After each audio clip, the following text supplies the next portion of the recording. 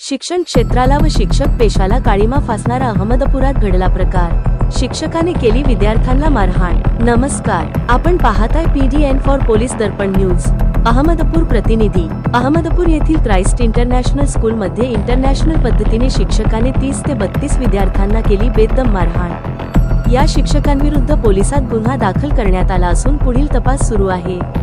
अहमदपूर येथील Christ international school मध्ये 30 ते 32 विद्यार्थ्यांना बेदम मारहाणीचा प्रकार समोर आला असून लातूर जिल्ह्यातील अहमदपूर तालुका हा शिक्षणाची पंढरी म्हणून ओळखला जातो। मात्र यात शिक्षण पंढरीला आणि पवित्र अशा शिक्षकी पेशाला काळिमा फासणारी एक धक्कादायक घटना क्राइस्ट इंटरनॅशनल स्कूल फुर्लेवाडी येथे घडली आहे। हॉस्टेलमधील तब्बल 30 ते 32 चिमुकल्या विद्यार्थ्यांना वेळूच्या काठीने बेदम मारहाण करण्यात आल्याने सर्व स्तरातून संताप व्यक्त केला जात आहे।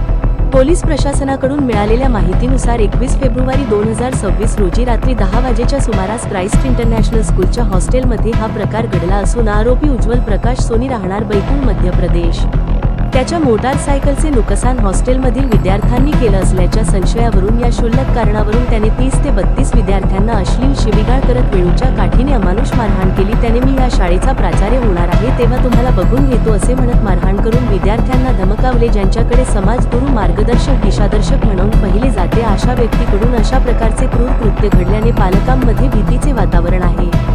या प्रकरणी शाळेचे प्राचार्य जयबाबेरला प्रवीण नाडर वय वर्ष 42 यांनी अहमदपूर पोलीस ठाण्यात फिर्याद दिली आहे। त्यांच्या तक्रारीवरून आरोपी उज्ज्वल सोनी विरुद्ध भारतीय न्याय संहिता BNS 2023 कलम 118(1) बालन्याय अधिनियम 2015 सह कलम 75 अन्वये गुन्हा दाखल करण्यात आला असून आरोपीला तात्काळ अटक करण्यात आली आहे। अहमदपूर पोलीस ठाण्याचे प्रभारी अधिकारी पोलीस निरीक्षक विनोद मेत्रेवार यांच्या मार्गदर्शनाखाली महिला पोलीस उपनिरीक्षक स्मिता जाधव या प्रकरणाचा पुढील तपास करत आहेत। जखमी विद्यार्थ्यांनी उपचार घेतल्यानंतर ही तक्रार दाखल करण्यात आली। अशा प्रकाराबद्दल कोणाकडे दाद मागायची असा प्रश्न सर्वसामान्यातून केला जात आहे। धन्यवाद। अशाच नवनवीन बातम्या व अपडेट्स पाहण्यासाठी आताच आमच्या PDN for police Darpan news या चॅनलला फॉलो, लाईक, शेअर व सबस्क्राईब करायला विसरू नका।